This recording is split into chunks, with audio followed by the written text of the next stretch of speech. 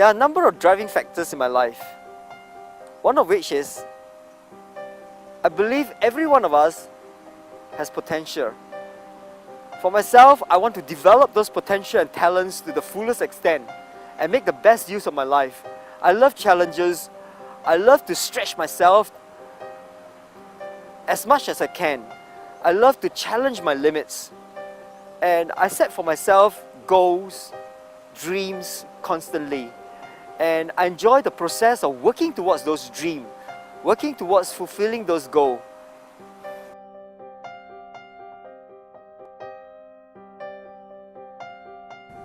By the time you watch this video, I would be in my final lap of my journey battling with cancer, because I will be in the hospital undergoing my bone marrow transplant. I do not know what kind of outcome will happen to this bone marrow transplant, but I believe that I'll be still alive and I'll be kicking my way to the finish line. And I make a commitment right now. I'm going to go for my treatment. And there's a sense of urgency. I need to be treated now. Now is the time. Now is the time to embark on this new lap of my race. Conviction propels us to make a commitment. We always can ask ourselves, how strong is this desire? The strength of desire determines the strength of our conviction. For me, it was a strong desire, a strong conviction that led me to a commitment that was featured on 12th of July in the papers, entitled, "How Can I Give Up a Fight?" Chemotherapy commenced in late April. It is going to be my race against cancer. The cycle begins. But there were days when the journey gets tough. It was smooth sailing when I was running the race on a flat course. And there were inclines where it became harder. Through my experiences in my marathon racing, I knew what the hills have for me. The hills are going to determine how I'm going to fare among my competitors. And in my marathon racing, I know that the hills are the terrain where I will beat the rest of my competitors. And I also remember that the hills will determine how I do in my race.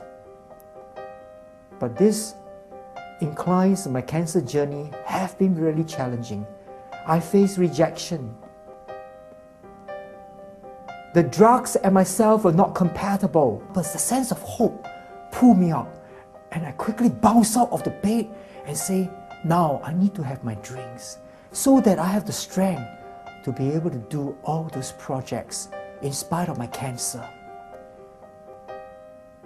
I have gone through the cycles with this sense of purpose, one cycle after the next cycles, and I have gone into my final lap. By the time you watch this video on the 6th of October, it is my final lap of chemotherapy, which I've completed 7 days of carpet bombing, which destroyed my total bone marrow.